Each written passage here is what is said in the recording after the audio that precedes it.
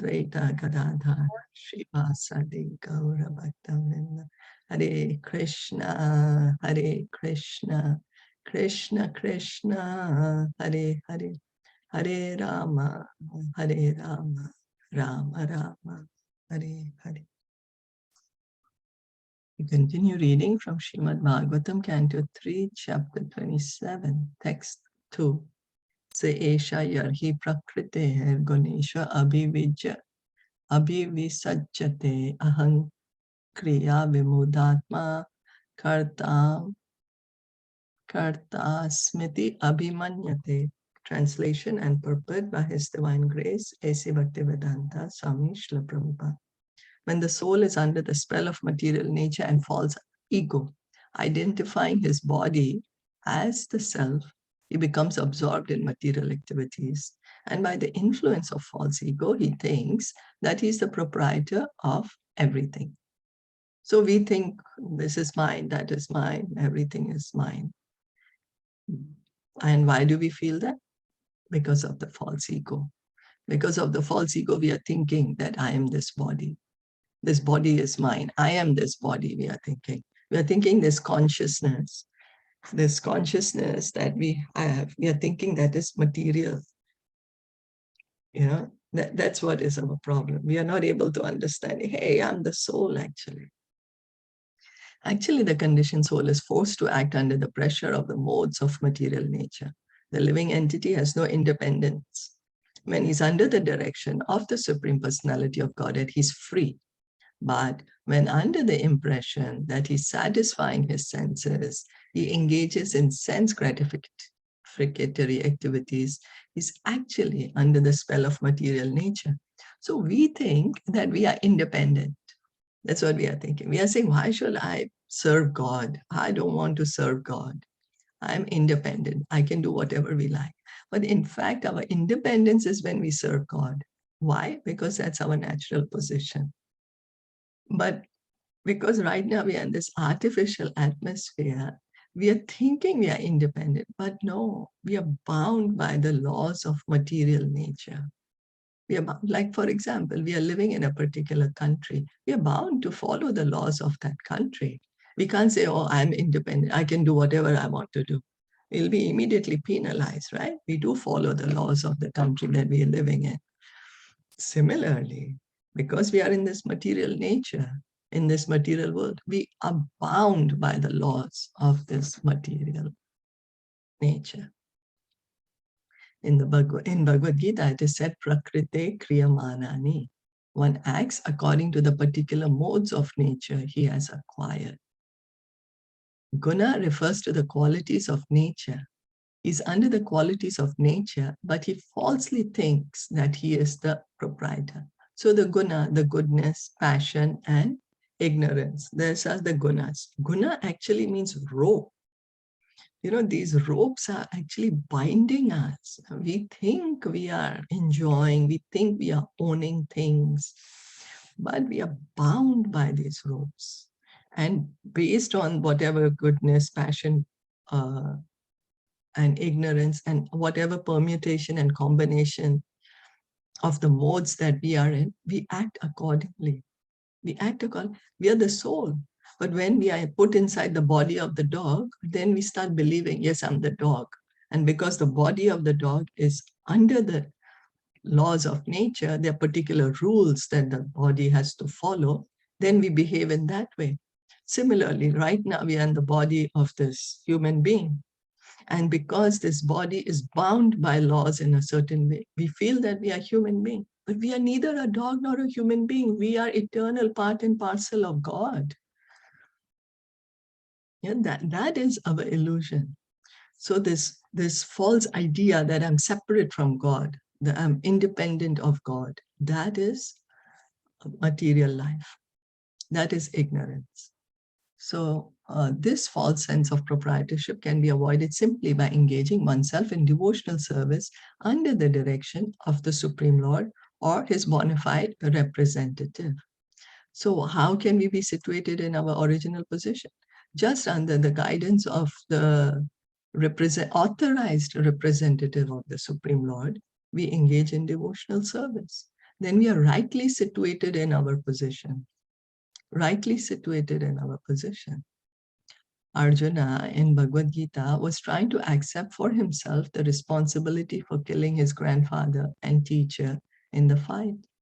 But he became freed from that proprietorship of action when he acted under the direction of Krishna.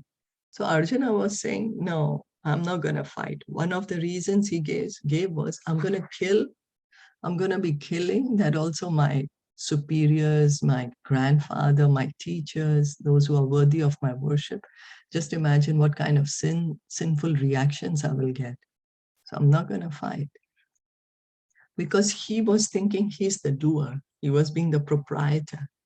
But after he heard the Bhagavad Gita from Krishna, then he understood, I just have to do my duty for the pleasure of Krishna. Krishna is telling me to do this, so I'm doing it. I do not have anything personal in this. Then what happened? Then there's no reactions for him. There's no reaction. So we can see that the activity is the same, but how the activity is performed, that is what is important. He fought, but he was actually freed from the reactions of fighting. Although in the beginning, when he was non-violent, unwilling to fight, the entire responsibility was upon him. That is the difference between liberation and conditioning. A conditioned soul may be very good and act in the mode of goodness, but still he is conditioned under the spell of material nature. A devotee, however, acts completely under the direction of the Supreme Lord. Thus, his actions may not appear to be of a very high quality to the common man, but the devotee has no responsibility. So because the devotee is acting on the direction of the Supreme Lord himself or his bona fide representative, because we don't know what is how to act. So we need guidance. Arjuna was getting personally guidance from the Lord himself. But what about us? So that's the reason we have the authorized representatives of the Lord. So we can seek their shelter, we can seek their guidance and act in that way so that we don't get the reactions. We don't get the reactions. Is that okay? So just morality is not good, because that's still on the material platform. It's still connected to the body, ordinary morality, because Yudhishthir was saying, I'm not going to fight. So Krishna was telling him, don't just be an ordinary moralist, that has no meaning. No meaning. We need to act with devotion. That is what is important. That is what our true constitutional position is, love of God. Acting, reviving this love of God. That is the goal.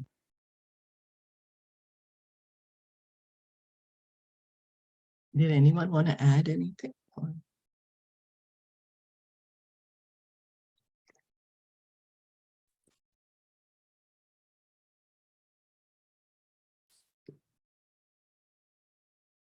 No, then we'll continue reading text 3. So yes, what please. I'm trying to tell in this is like the knowledge of the material world. So like how it is, like how they're telling us that there are miseries and we are bounded by the gunas, and is it? Yeah, Kapila Muni is telling. Kapila Muni is telling Devahuti, yes, that by this false ego, we are the soul, right? We have nothing to do with the body. But because of this false ego, we are thinking we are the body. And then whatever is connected to the body, we think it is mine. And then all our activities are in that consciousness. Oh, I'm the body, whatever, it's the body is mine. Whereas we need to rise. We need to rise above them, above all this. And how is that? By devotional service, acting under the direction of the bona fide representative, acting under the direction of the spiritual master or the Supreme Lord himself. Okay. Yeah. so that we don't get these reactions, so that we can come out of this world, this cycle that is going on. Like Prabhupada would say, once one becomes a devotee, it's like pulling the plug off the fan. So what happens is the fan, as long as it's plugged in, it will keep on rotating, right? So once you pull the plug out, so it will rotate for some time, but we'll see, oh, it's getting slower and slower and slower. And at one moment it will stop.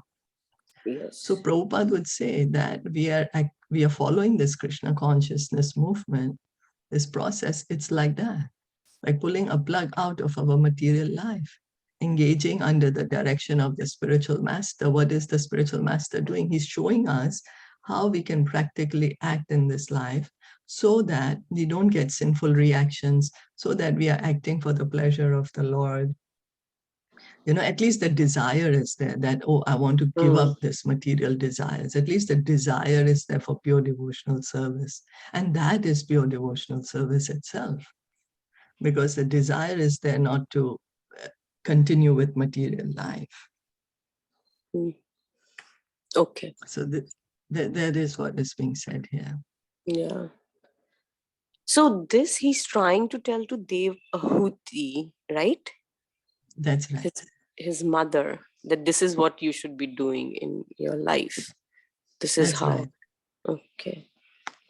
Yes. But still but the Sankhya philosophy, it was that the material that we all got to knew about the matter and everything, right? The relation of the matter and the soul. And Sankhya also includes devotional service. Sankhya philosophy definitely. and devotion. Yes. So in relation, right? Everything in relation. Yes. Like how devotional service in relation to this and right? I'm sorry. Like how you say that the study of matter and the soul is Sankhya philosophy, but in relation to devotional service. That's right. Right? Okay. That's right. Yeah. Okay. That's okay. Thank you. Thank you. Sneha, were you saying something? No, earlier I couldn't hear. I got something making. Yeah. Okay. So now is it okay? You can hear? Yeah. No. Tena samsara padavim avasho abhyeti anvritaha prashankike karma doshe sad asan mishra yonishu. The conditioned soul therefore transmigrates into different species of life, higher and lower, because of his association with the modes of material nature. Unless he is relieved of material activities, he has to accept this position because of his faulty work. So we are moving from one body to another, Why? Because of these modes of nature. The different combination and permutation of these modes of nature, that's why there's this 8,400,000 species of life. And so what our desire is, how we are bound by the modes, based on that we are going from one body to another because we don't know how to act because of his faulty work.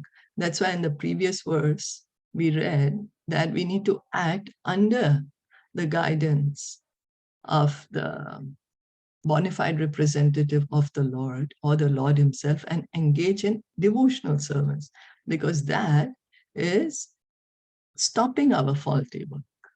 And so that's going to bring us out of the material world. So here, now because we don't know how to act, then we're continuing to act in all sorts of wrong ways, which is keeping on building, like creating new and new bodies for ourselves.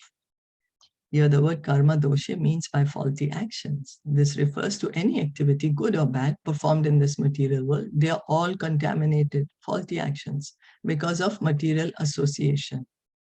The foolish conditioned soul may think that he is offering charity by opening hospitals for material benefit or by opening an educational institution for material education.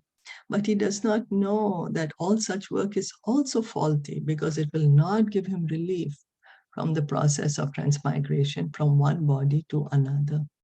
So we like to do charity. It makes us feel good. Oh, like I'm helping others. But what happens is it's still going to keep us here in the material world.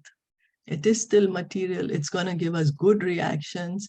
It will make us take birth in probably higher planets or in very nice positions. But still we are here in the material world. It's not going to stop our cycle of birth and death. It is clearly stated here, Sad Asan Mishra Yonishu. This means that one may take birth in a very high family, or he may take his birth in higher planets among the demigods for his so-called pious activities in the material world. But this work is also faulty because it does not give liberation. To take birth in a nice place or a high family does not mean that one avoids undergoing the material tribulations, the pangs of birth, death, old age, and disease. So we may get a lot of pious punya karma, we may get a lot of pious results, and we can be born as a demigod or in a very aristocratic family. It doesn't mean that we won't get disease or get old age or die. We still are going to do that. So still it's not going to give us liberation. Still it's going to keep us in the material world. And so a conditioned soul under the spell of material nature cannot understand that any action he performs for sense gratification is faulty, and that only his activities in devotional service to the Lord can give him release from the reaction of faulty activities. Because he does not see such faulty activities, he has to change to different bodies, some high and some low. That is called samsara padavim, which means this material world from which there is no release. So we are all acting for sense gratification. Let me do this. I feel good. I feel good. I will do this. I will be happy. I will get good results. I will enjoy. Let me do this. But what happens? We get the reactions. How are we going to get the reaction? We are going to get a different body so that we can enjoy or suffer that reaction. It's not that all the time we'll be in the human body. Sometimes we need to take animal body to suffer the reactions of what we are doing. Sometimes we will take demigod bodies to enjoy the result of what we are doing. So all these are faulty activities. Only when we engage in devotional service can we get out of this material world. Can we stop? As Prabhupada would say, once one starts his devotional life, the plug is pulled out of the fan. Okay, yes, the fan is moving. At least the plug is pulled out, no? It is going to stop at one time. It will stop because the living entity has now decided, okay, no more. I'm finished. I want to get out of here. I'm going to engage in devotional service. And I don't want to engage anymore in sinful activities. I'm going to follow the principles of Krishna consciousness, of devotional service. Right? This is how he can get out. He can get the mercy of the Lord and of the spiritual master to take him out of this material world. Otherwise, there is no release. This material world, there is no release from here. One who desires material liberation has to turn his activities to devotional service. There is no alternative. This is the point we need to understand. If we really want to get out of this material world, if we truly want liberation from this material world, there is no other way, no other way, no other way. 3 times it is repeated for our understanding because we are not able to understand it. We are trying to say, let me find out, there should be another way. You know, what do you mean by saying no other way? I'm smarter than you. I will find another way. That's what we do. And that's the reason we are here in the material world. I'm going to discover a way that you have not yet discovered. But that's the reason the Brahmaradhya Purana, it says, there is no other way, no other way, no other way to God realization in this age of quarrel and hypocrisy other than chanting the holy names of the Lord. And it's repeated 3 times. So this is something we need to understand. And the more we hear and chant, the more easier it is for us to understand it. The more we hear and chant, the more easier it is to hear and chant. This just reminds me, of Abhimanyu, like how he was entrapped in the Chakravyu and he didn't know how to come out. I'm just imagining, like, ourselves as though we are in this entrapped, and how can we come out of it is through devotional service, right? Yeah, yes, yeah, that's right. As you said, Chakravyu, we are in this Chakravyu, that's right. Yeah, and only by devotional service can we get out of it. And you see, because we have this rebellious nature, right? Why are we here in the material world? Because we rebelled against God. So we have this rebellious nature. And so we are like, why should I engage in devotional service? I will find another way. I will. And we just have to understand, no, there is no other way. We have to. That's why Krishna says, surrender to me. Give up all varieties of religion and just surrender to me.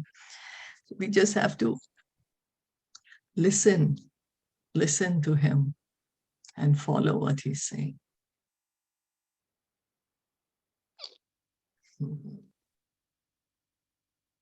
Sometimes I also, as you say, Chakravyu, like Abhimanyu, sometimes I also feel like I'm kind of entangled in this. There's like a lot of, how you get entangled in the cotton, the wool, the yarn is all entangled. Because the gunas are all there, right? So just entangled in between. And then the more I'm moving, I don't know how I'm moving, I'm getting myself more and more entangled, more and more entangled. I just have to listen to what my spiritual master is saying and what Krishna is saying. And gradually, I can disentangle myself from it.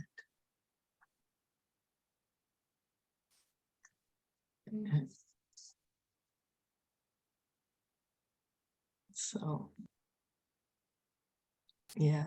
I think Did even with anyone our else thoughts, not only how we are entangled, even with our thoughts, every moment we are entangling more and more and more, because we don't want to tolerate, we want to react without thinking, speak without thinking. We just want to, if somebody has said something, we just want to give a reply without even thinking that, is there any need? Is there any requirement? Does he even want a response from you? Or does that thing even need to be, acknowledged and respond? Does it require? But no, we just, without even thinking, we are ready to barge in another person's thought process, property, or anything, like talk. And if 2 people are talking and they're not even asking us, no, but we are ready to entangle ourselves. No, I want that yarn, just pull me yarn, I'm there, take me in it.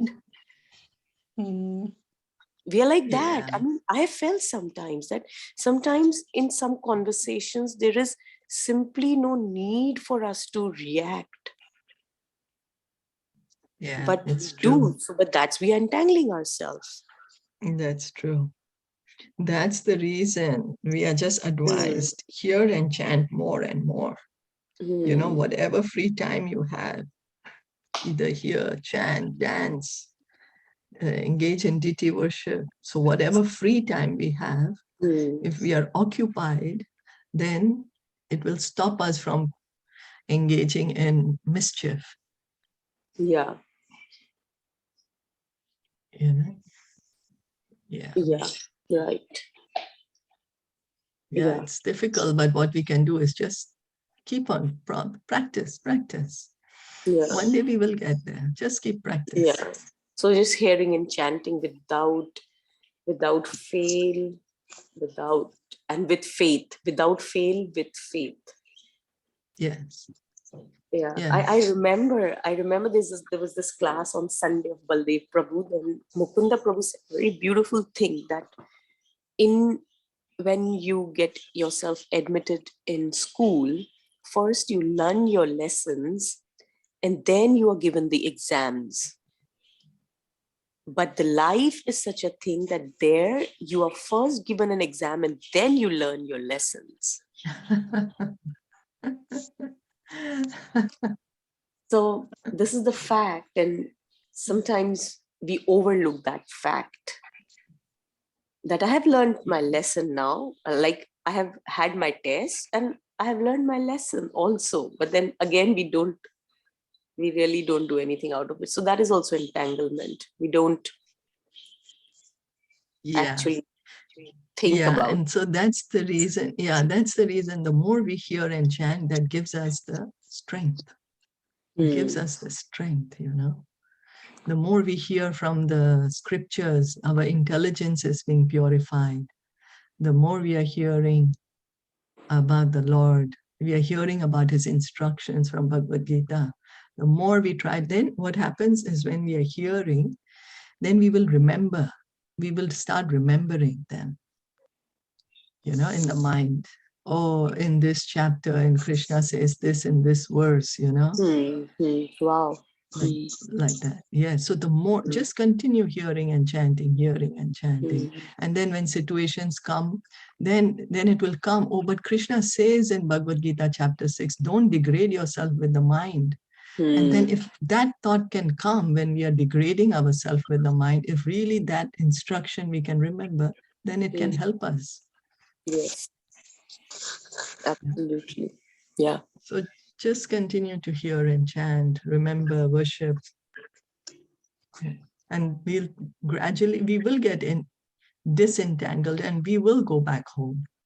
We will, because this is the guarantee that the only alternative is devotional service. Okay, I engage in devotional service, then I have to go back home.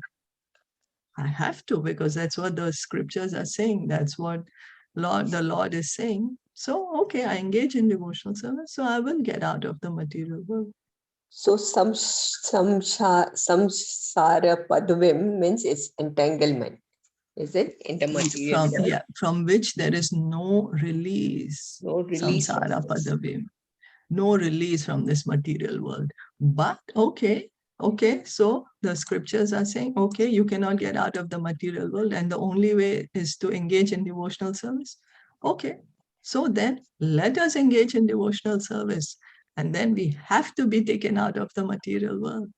Then Guru and Krishna has to take me out. Right? So have that faith. Have equal faith in the spiritual master and the Supreme Lord. And one who has equal faith, for him all the essence of the scriptures are revealed. And the bona fide representative of the Lord.